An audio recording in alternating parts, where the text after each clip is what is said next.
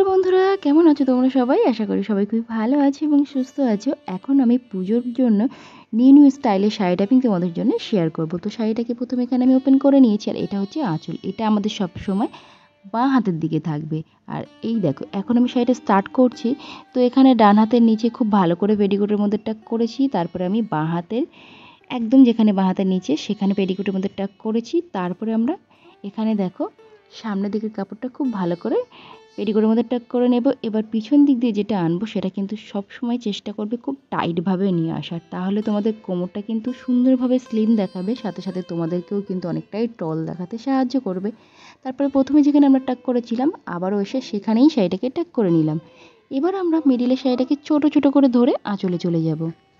তো তোমরা এবার দুর্গাপুজোতে কি নতুন ধরনের শাড়ি টাইপিং দেখতে চাইছো অবশ্যই কিন্তু আমাকে ঝটপট এখন থেকেই কমেন্টস করো, তাহলে কিন্তু আমি একে একে তোমাদের রিকোয়েস্টেড ভিডিও খুব তাড়াতাড়ি আপলোড করে দেবো। তো এখন আমি আঁচলটা রেডি করছি, আর আঁচলটা খুব সহজভাবে দেখাচ্ছি। দেখো ডান হাতের এই আঙুল দুটো ঠিক একটু বড় করে ধরবে, যতটা তোমরা বড় এখানে প্লিট করতে চাইছো, কিন্তু এই দিকের প্লিটগুলো একটু ছোট ছোটই করবে। দেখো আমি আঙুলগুলো কিন্তু বেশি ছড়িয়ে রাখিনি, ঠিক ছোট ছোটোভাবে এখানে প্লিটটা রেডি করছি। আর ঠিক ডান হাত দিয়ে তোমরা যারা একদমই বলছো যে আঁচলটা রেডি করতে পারছি না, তো এইভাবে এই টিপসটা ফলো করো। আশা করি তোমরা কিন্তু খুব সহজেই এই আঁচলের কুচিটাও রেডি করা শিখে যাবে। আর লাস্ট যে প্লিটটা করবে সেটা কিন্তু একটু বড় থাকবে, এত সময় যতটুকু করছিলে ঠিক ওখান থেকে একটু বড় করবে উপরের।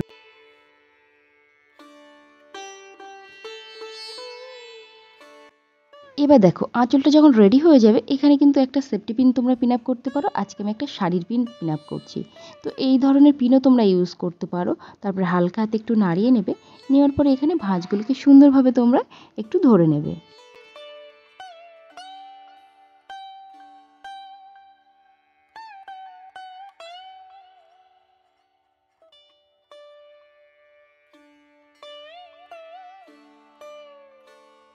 এবার দেখো আমি কাঁধের উপরে রাখছি, এখানে আমি খুব ভালো করে হালকা হাতে একটু নাড়িয়ে নিলাম।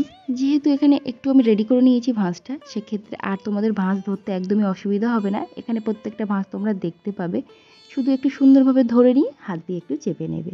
আমার প্রিয় দর্শক বন্ধুরা, তোমরা অনেকেই কমেন্টস করছো দিদিভাই শাড়ি টাইপিং পরতে পারছি না, দিদিভাই প্লিজ একটু বুঝিয়ে বলো। তো তোমাদের জন্যেই একটাই কথা আমি বলবো, তোমরা প্লিজ আমার ভিডিওটাকে একটু ভালোভাবে দেখো।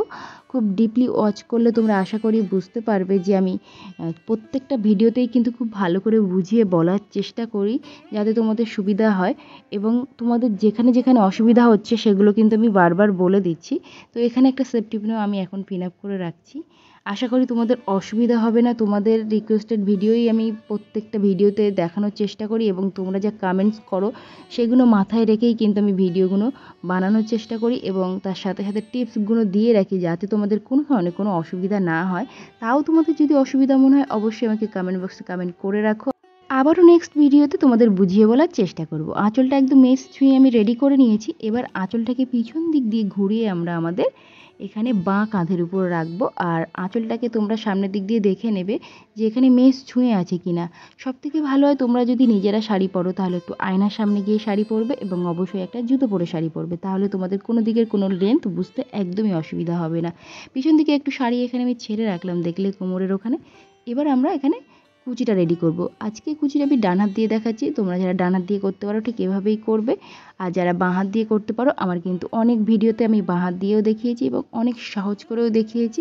তো অবশ্যই তোমরা কিন্তু আমার চ্যানেলে যাও, অনেক ধরনের ডিজাইন পাবে, অনেক ধরনের টিপস পাবে। যারা বিগিনার্স আছো, একদম শাড়ি পরতে পারো না, টিপস সহ ভিডিও কিন্তু আমার চ্যানেলে দেওয়া আছে। অবশ্যই তোমাদের ভালো লাগবে এবং তোমাদের হেল্প হবে। তো এখানে দেখো কুচিগুলো সুন্দরভাবে রেডি করে নিয়েছি।